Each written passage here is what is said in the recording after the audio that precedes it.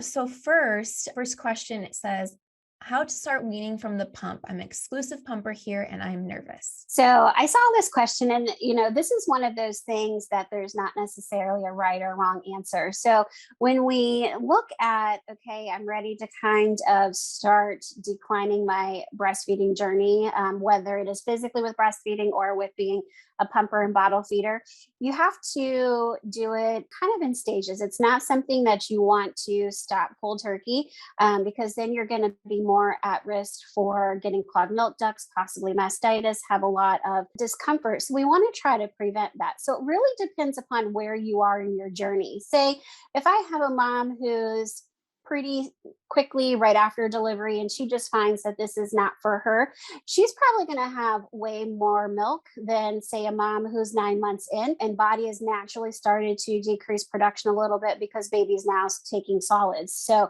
it really depends kind of what stages you're in. So for this particular mom, I would say, depending upon how often you're pumping, kind of a good rule of thumb is you want to start, if you pump about every 3 or 4 hours, you can just take physically one of the pumping sessions out of your schedule, to where instead of pumping maybe every 4 hours, you do it to 5, 5.5, or 6. If you kind of get to that 5 hour point and you're really full and uncomfortable, okay, then let's do it about every 5 hours for a couple of days.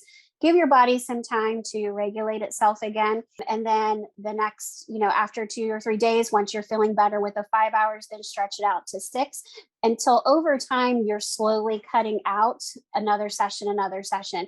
Usually, probably the two hardest are at night before bed and the first thing in the morning, because usually by that point, babies are sleeping through the night. And that's the longest period that you're usually going without pumping. So those are usually the two last ones that we end up getting rid of.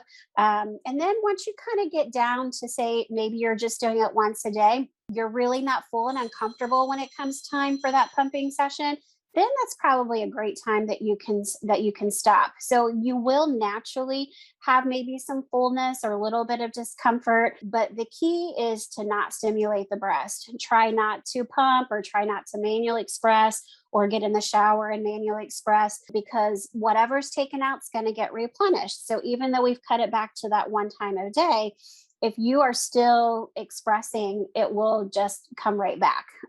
So once you've gotten down to that once a day, then that's usually a great point that you can just stop altogether. And then some great things that you can do are bind the breast at that point. So put on a really tight fitting sports bra.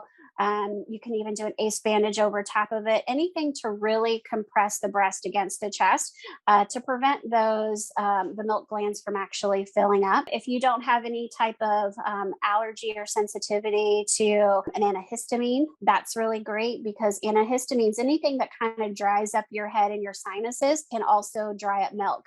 So we typically tell moms, don't take it while you're breastfeeding during your breastfeeding journey, but this would be something great that you could add to your daily routine just to try to help that milk dry up a little bit quicker, so you're not having any discomfort. So it really depends upon where you are during your journey, but that's kind of like a good overview.